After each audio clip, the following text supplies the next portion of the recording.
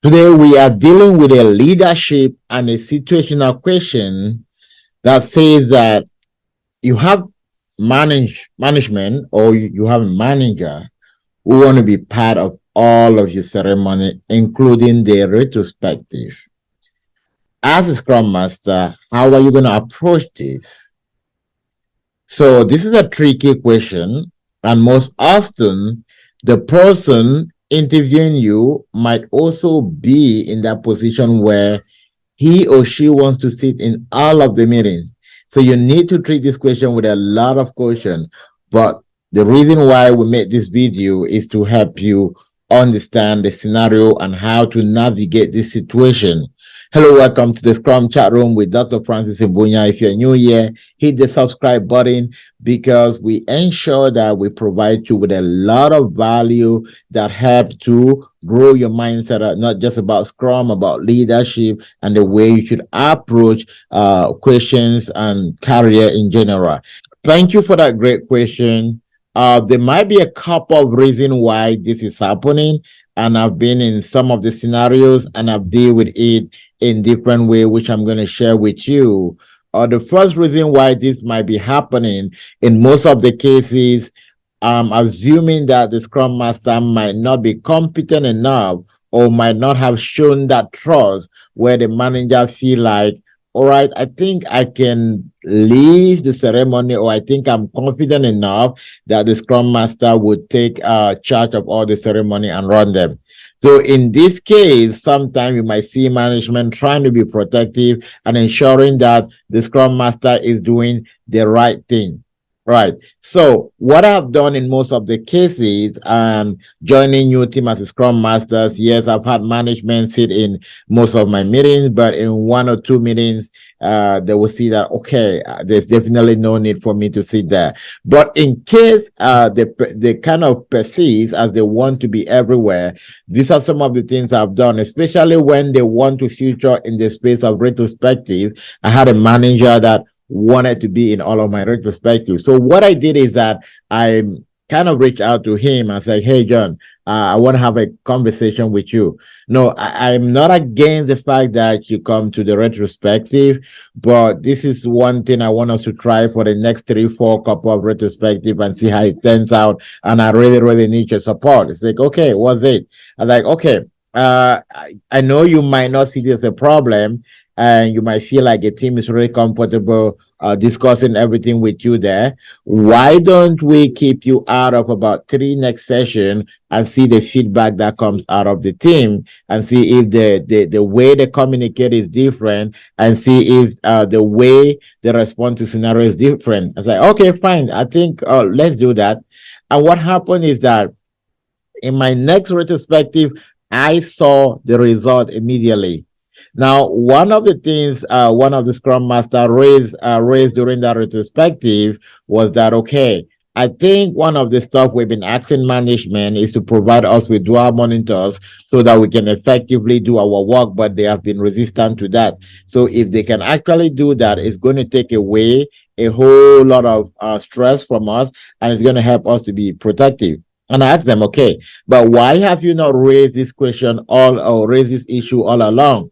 Like, oh, a lot of people told me they've raised it a couple of times and they have not actually had any response from management. So we felt like, okay, now you realize management was not in that meeting. There was nobody in manager, and they were comfortable to talk about management issue.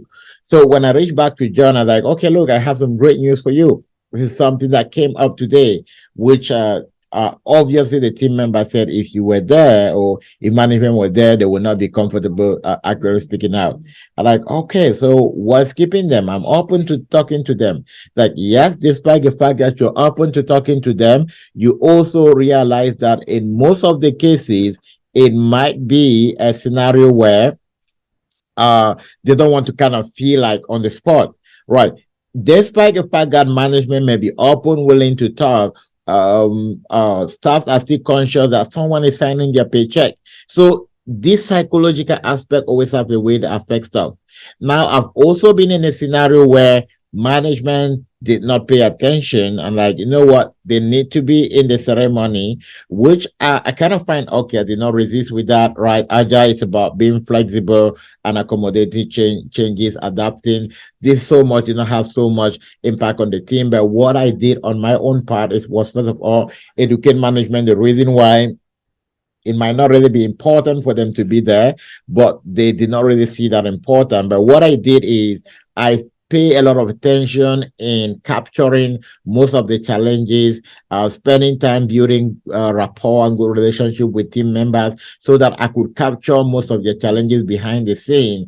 And then when I came through the retrospective, instead of waiting the team to tell me what they think their challenges are, I bring up these questions, and then I use powerful questions to direct and facilitate conversation so that we could all talk about them without actually disclosing who said what and why they say so. So with that, they trust me that all their conversation with me was staying anonymous. They could open up with me behind the scene, and I could bring up all of these suggestions in the retrospective, despite the fact that management was there, and we could deal with them. So those are two scenarios on how you deal with it. The first is that negotiate with management, and then try to now see the outcome with management or without management. Now, for you to have this, you need to have like really, really good facilitation skills.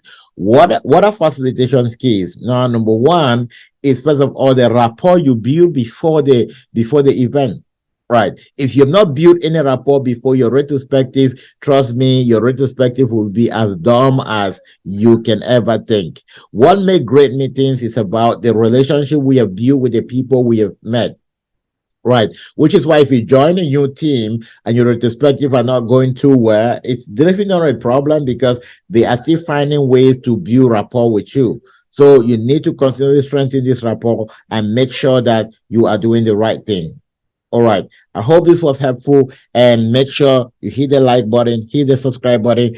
For those who need mentorship, you want to be pushed beyond. You want someone that can trust you and make you hit that goal in less than no time. We have a powerful support system that can help you. Make sure that you reach out to us, and we can show you a system that will create not just a Scrum position, but the power to transform everything about your leadership, everything about the way you think. And if you are new to Scrum and really want to say, you know what, I don't want to waste time jumping from one certification to another, trying to figure out one CV that works and the other CV that doesn't work, and you want to have like a clear start from mentoring to coaching to job training, then we have a perfect community that will help you crush that. All right, do have a great weekend, and then we are going to see you on Tuesday. It's going to be another powerful video.